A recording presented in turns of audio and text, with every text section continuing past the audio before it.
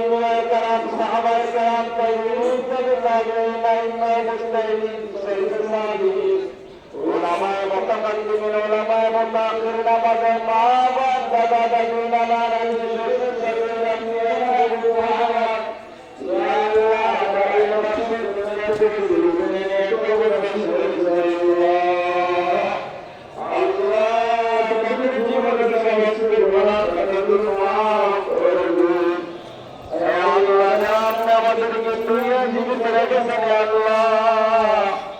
আপনি আমাদের সবাইকে গুনাহমুক্ত অবস্থায় জিন্দেগি কাটাবার তৌফিক দান করেন আল্লাহ আপনি আমাদের জীবনের সমস্ত গুনাহগুলো মাফ করে দেন